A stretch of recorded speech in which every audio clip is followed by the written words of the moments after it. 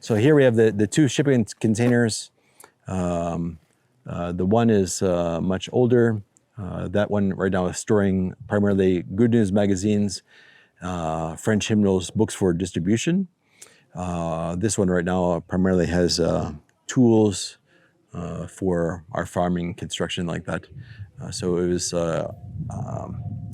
we were really blessed that soon after buying the land and started coming up with the design, I met another architect, Jason Stevens, from Our Savior Lutheran Church in Houston, Texas. And we were both born in 1975, both graduated from architecture school about the same time, and we became kindred spirits. Yeah. He's probably my best friend.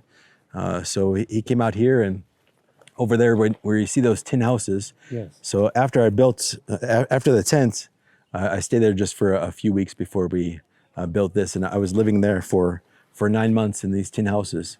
So Jason came to visit when all we had was those tin houses. So we were sleeping together there, and he stayed out here for 2 weeks, sleeping in those tin houses at nighttime with the wind. Oh yes, banging quite a wind too. So.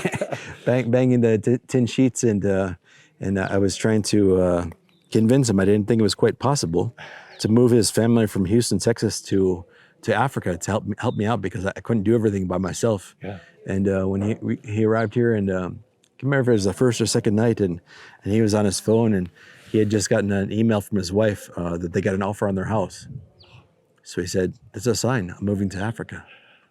So this the second shipping container. His dad was a contractor and builder in Houston.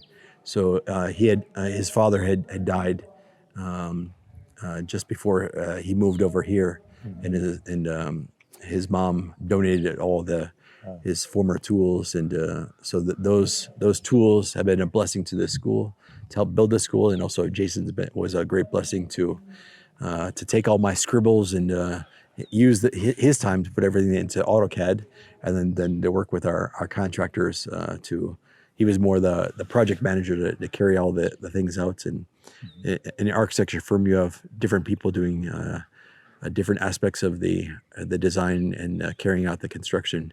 So yeah, if it wasn't for him also, this place wouldn't have been able to be built so quickly and so well. And yeah. It's all very providential. I wonder if I've ever read any stories about missions or schools like this being set up where it was a pastor architect who was doing it.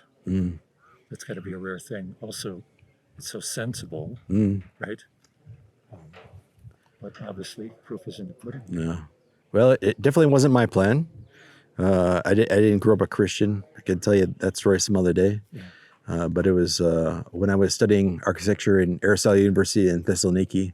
That's when my wife, or she wasn't my wife at that time, but what would be my wife, and she's the one that God used to bring the gospel to me.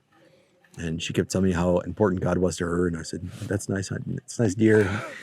Architecture is important to me." But the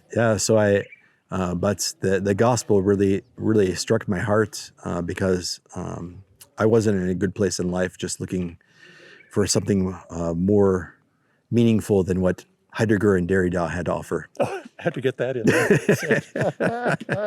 Yeah, well, we all understand. Yeah, but that's what I was studying at that time, in addition to my architecture studies.